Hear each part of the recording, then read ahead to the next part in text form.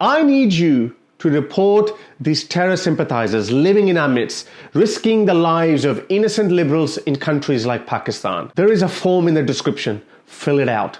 We already know that the Western world is contaminated with wannabe jihadis who send soft signals to their hardcore jihadis to commit violence against those who don't subscribe to their violent religion. You don't think we have gangsters? We have Muslim gangsters as well. And when you go ahead and attack the sacred symbols of Islam, although our approach is not to do so, we can't stop the gangsters from dealing with you or anyone else. We have people like Hakikatu normalizing pedophilia, and his message, not surprisingly for me, is very popular among the Muslim youth born and raised in these Western countries. When there are signs of physical maturity, it becomes permissible for the husband in Islamic law to have marital relationships or consummate the relation with his bride. And this is the example of the Prophet, peace be upon him. Do you know what precocious puberty is? Starting puberty unusually early.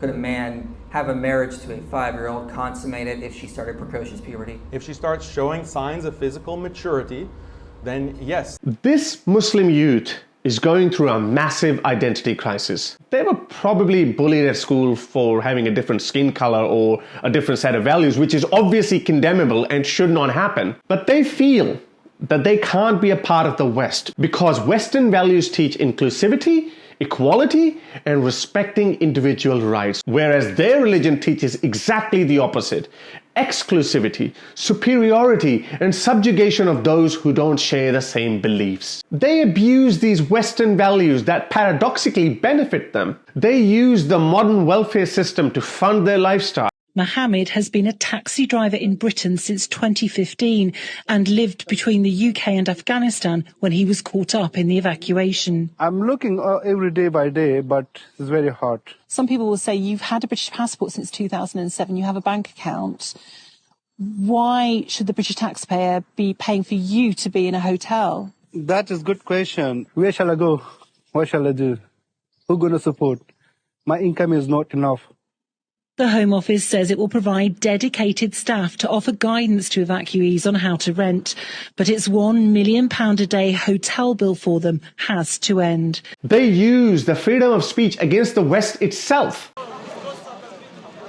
They support a radical form of Islam and reject democracy and freedom. Salafists. It's one of the fastest growing branches of Islam in Germany. That's what the Federal Domestic Intelligence Service says. In 2011, German authorities knew of about 3,800 Salafists in the country. 3 years later, that number was 7,000. And by 2017, it was 10,800. That's almost a trebling in 7 years. They use the freedom to practice their religion by being a nuisance to the local inhabitants. أشهد أن لا إله إلا الله.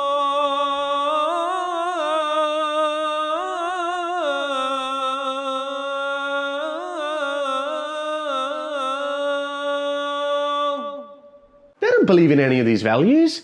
They are against allowing the same values in their home countries.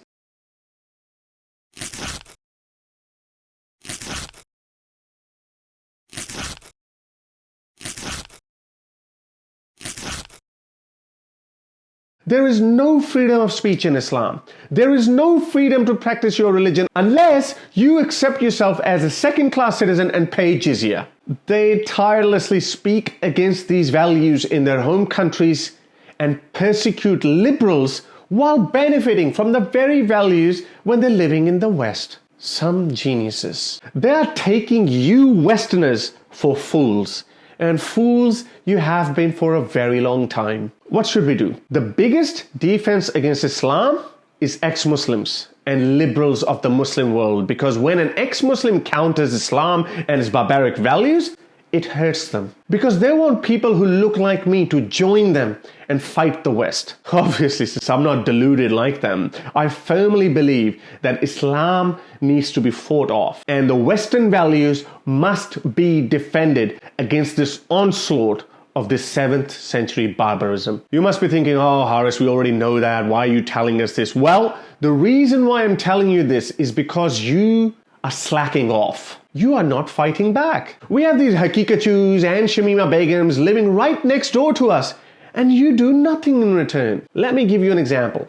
This woman, by the name of Aisha Muhammad, named after one of the most horrible love stories, is openly threatening the liberals of Pakistan, who are already vastly outnumbered. People like that live in London, the heart of the liberal world. While she collects her welfare check, which is funded by the British taxpayers, and uses that against the tiny, sane liberal minority of Pakistan, who are our last hope against this export of Islamism and jihadism. Just recently, she made a series of tweets that went viral against a few liberals in Pakistan. Liberalism, by the way, is used as an insult in Pakistan. They are harassed, abused, and threatened with death on a daily basis by radicals on the ground and by the radicals like this woman living in the West. I can't even show you some of her viral tweets because that would further endanger these people, where she's doxing not atheists or blasphemers or even ex-Muslims, but just ordinary, progressive, liberal Muslims of Pakistan who just don't happen to share her archaic religious views. She's releasing private information of people and setting mindless jihadis on them. In one example, she doxed this person, labeling her a blasphemer, knowing full well what happens to blasphemers in Pakistan. Yes, they get lynched by mobs. Nearly 100 people have been lynched in the last 30 years alone, and thousands more arrested, not because blasphemy was proven against them, but only because they were accused of blasphemy.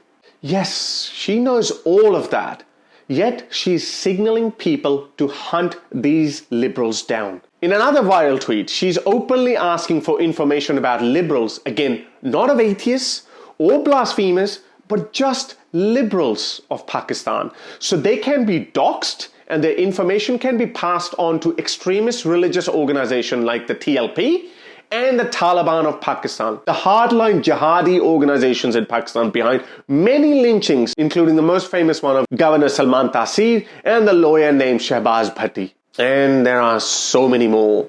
She's openly doing this from her house somewhere in London. Her tweets are being promoted by a clown Islamist like this guy, Qasar Ahmed Raja, also a British citizen, but a Taliban apologist. He spends day and night campaigning against liberals and liberal values while he holds a British passport to travel the world, because his native country's passport is one of the lowest ranked passports in the world. But why am I telling you this? It's because I know them. They are cowards. In this tweet, she's paradoxically shaming liberals of Pakistan for doing their activism from behind anonymous accounts, while the coward herself is doing this from an anonymous account in London, a city where she won't be lynched by liberals. Yes, they are cowards. They kill people like us in countries like Afghanistan and Pakistan, but they know that they can get in some trouble in these Western countries if we do something. We need to report these people on Twitter by tagging Met Police and on the anti-terrorism hotlines in the UK. This video is going to be watched by nearly 10,000 people, and if just 1,000 of you fill out this form, link in the description, or call this hotline number, she will understand that if you want to bear the fruits of civilized values, then you have to act like a civilized person and drop your jihadi ambitions. And if you're a native British person, why cry over spilled milk? Why do you cry when you find out people like Shamima Begums of the world have gone to Syria and joined ISIS and fighting against British interests? Why don't you do something when we warn you? I know this. When they are challenged, they throw their Islam and Allah and Muhammad under the bus because they love the West. The only reason they act so in-your-face Islamist is because you don't do anything. They are cowards, but you're lazy. Look, just after a little pushback, she deleted her tweets and started crying, "Oh, poor me, why can't I get these liberals of Pakistan killed?" And when you beat these people into submission, metaphorically speaking, look, they rip off their hijabs. They say, "Oh, look at me, I am so British, I'm a liberal person like you, please let me live in Britain. I idolize Pakistan and Afghanistan only on Twitter, I don't want to live in those crappy countries. Please let me live in London. I want to get my free welfare check and keep scrounging off the British taxpayers. So you have a choice. Don't just watch this video and then move on to the next one. Click on the link in the description or call the hotline and report her to counter-terrorism because she's openly doxing people, be it LGBTQ or liberals or atheists or supposed blasphemers or anyone who doesn't believe in her archaic, pathetic values and passing their information on to extremist religious organizations and risking their lives. People like these should move to a Muslim country. And these poor liberals of Pakistan should be relocated to England. They would be far more beneficial for British society than the scum like this you already have. Report her to the authorities. Link in the description. If you like my video and would like to support my channel, then you can be my patron by going to patreon.com/xmuslim, or you can simply buy me a coffee.